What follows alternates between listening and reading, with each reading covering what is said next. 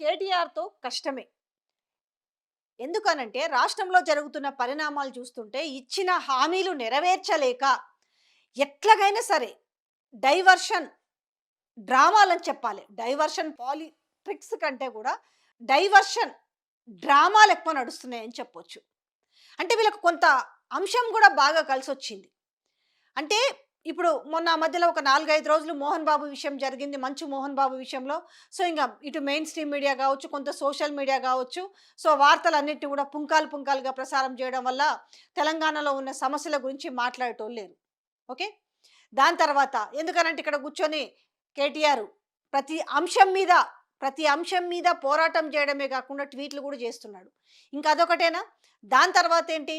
అంతకుముందేంది హైడ్రా తీసుకొచ్చి Janwada farm house విలాసవంతమైన Janwada farm house కట్టుకున్నారు. ఫామ్ హౌస్‌లు కట్టుకున్నారనేసి ఈ అందరి ఫామ్ హౌస్‌లను పక్కన పెట్టేసి సో, ఆ ఫామ్ హౌస్ మీద అరే నాయనా అది ఉంటే నాది కాదు. కానీ కావాలనుకుంటే అది నిజంగానే ఇల్లీగల్‌గా ఉంటే కూల్చుకోండి అని చెప్పినప్పటికి కూడా దానిపైన పుంకాలు పుంకాలుగా వార్తలు ఆ!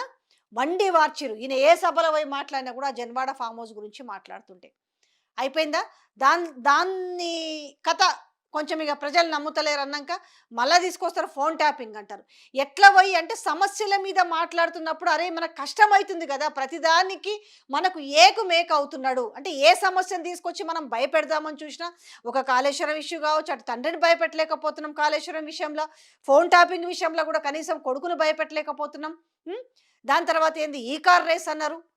ఇట్లా తీసుకుంటూ పోతే లగచర్లలో కూడా ఏదో ఒకటి చేసి ప్రేరేపించి వీళ్ళే దాడి చెప్పి ఒకవైపు ఏమో కలెక్టర్ ఏమో దాడి జరగలేదని చెప్తుంటే ఆహా లేదు ఏదో రకంగా మనము అట్లీస్ట్ మనం తండ్రిని ఇరికించలేకపోయినాం కానీ తనయున్నైనా మనం ఏదో రకంగా ఇరికించకపోతే ఇప్పుడు నా పరిస్థితి కష్టమే అనే విధంగా చర్చలు జరుగుతున్నాయట. ఎందుకంటే ప్రతిరోజు ఎందుకనంటే అధికార పార్టీ ఏదైతే ఉందో ఎట్లాగూ ఏమి చేస్తలేరు కాబట్టి రోజు దుమ్మెత్తి పోస్తున్నారు.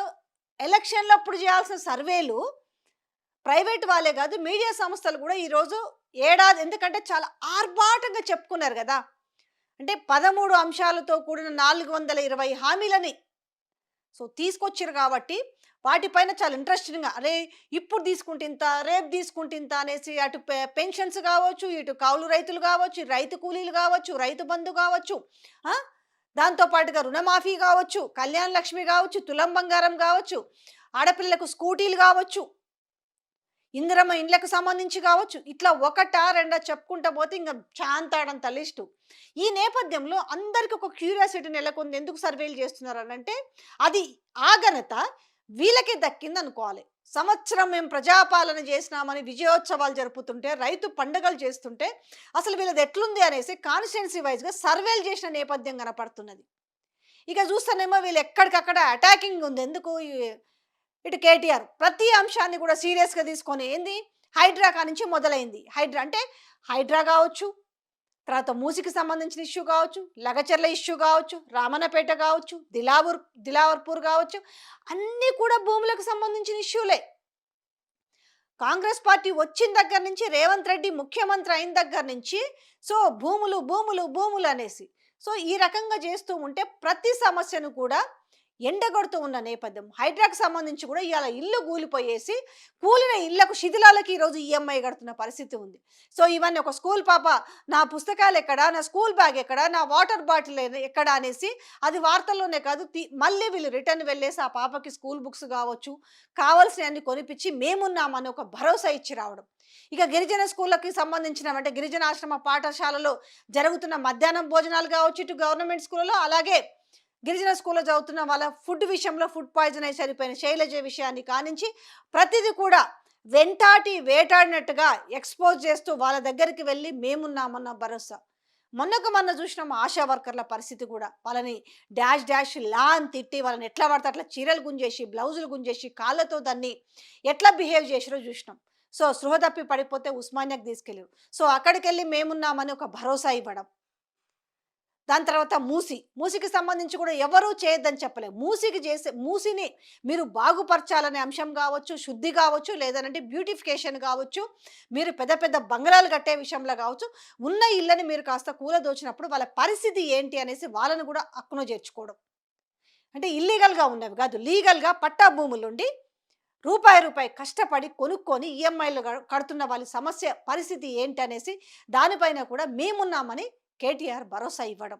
ఇట్లా చూసుకుంటే ఒక్కొక్క సమస్య మన లగచర్లలో కూడా చూసినాం. లగచర్లలో కూడా వాళ్ళు బీఆర్ఎస్ దగ్గరుండి వాళ్ళ బాధను అర్థం చేసుకొని, వాళ్ళకు సపోర్ట్ చేసి, వాళ్ళని ఢిల్లీ వరకు పంపించేసి, అంటే ఒక్కొక్కటిగా అంటే న్యాయం జరగడం కోసం, అంటే ఎవరు లేకపోతే ఏమవుతారనేసి ప్రతిది కూడా వాళ్ళని టేకప్ చేయడం వల్ల ఈరోజు గాంధీ భవన్‌లో ప్రజలు లేరు గానీ, ఇవాళ తెలంగాణ భవన్‌లో ఉన్న ప్రజల సంగతి ఎట్లా ఉందో చూస్తున్నాం. అందుకే అన్నారు కదా! మా దగ్గర జనతా గ్యారేజ్ నడుస్తుంది అనే మాట కూడా అక్కడేమో వెలవెలబోయింది. ఇక్కడనేమో ఇది అంటే ప్రతి ఒక్కటి వీళ్ళు చేస్తున్న ఒక దుశ్చర్యలకు వీళ్ళు మేమున్నామంటూ హక్కున చేర్చుకునే విధానం. ఇవన్నీ చూస్తుంటే ఏం చేయాలా? ఎట్లైనా చేసి ఏదో ఒక రకంగా ఇప్పుడు కేటీఆర్‌ని అరెస్ట్ చేయకపోతే ఏమవుద్దంటే మాకు కష్టమే. ఎన్ని అబద్ధాలాడినా, ఎన్ని మాటలు మాట్లాడినా కూడా వాళ్ళు భయపడతలేరు. ఒక్క ఇంచు కూడా కిందికి దిగుతలేరు. కాబట్టి మనం మన అబద్ధాలు వండి వారిస్తే కూడా ప్రజలు నమ్ముతలేరు కాబట్టి మనం ఏదైనా చేసి, ఎట్లైనా చేసి మనం జైల్లో పెట్టాలి. ఆ జైల్లో పెట్టడానికి కూడా ఏంది? పెడతామనడానికి కూడా బాంబులు వెళ్తాయి, అటం బాంబులు వెళ్తాయి, సుతిల్ బాంబులు వెళ్తాయి, లక్ష్మీ బాంబులు వెళ్తాయి. ఒక్క కథ కాదు. ప్రజలకు మంచి చేస్తారేమో, మార్పు కోరుకుంటే, ప్రజలకు ఏమైనా ఇంకా బాగుపరుస్తారేమో అనుకుంటే, ఇప్పుడు మనకు కేటీఆర్ అనే వ్యక్తి రాష్ట్రంలో ఏకుమేకైండు కాబట్టి, మనం ఏదో ఒకటి చేసేసి జైల్లో పెట్టాలి. ఆ జైల్లో పెట్టిన తర్వాత మనం ఎన్ని కథలైనా వండి వార్చొచ్చు. పోనీ ఆ మాట కూడా చెప్పిర్రు. "ఓ నాయనా మీకంత ఆనందంగా ఉంటే పెట్టుకోరి జైల్లా" అని కూడా చెప్పిండు. ఆహా! మరి అట్లా కాదు. ఏ తప్పు చేయకపోతే జైల్లో పెట్టమని ఎందుకు అంటాడు అనంటే, అంటే భయపడాలనా వీళ్ళిప్పుడు? గజ్జున వణకాలనా? ప్రజల పక్షాన పోరాడేటోళ్ళు ఎవరైనా కావచ్చు. అటు జర్నలిస్టులు కావచ్చు, ఇటు యూట్యూబర్స్ కావచ్చు, ప్రశ్నించేటోళ్ళు ఎవరైనా కూడా చాలా మంది ఉన్నారు ఇలా ప్రశ్నించేటోళ్ళు. కానీ ఎవరు ప్రశ్నించొద్దు. మనం ప్రశ్నిస్తే జైల్లో పెడతాం.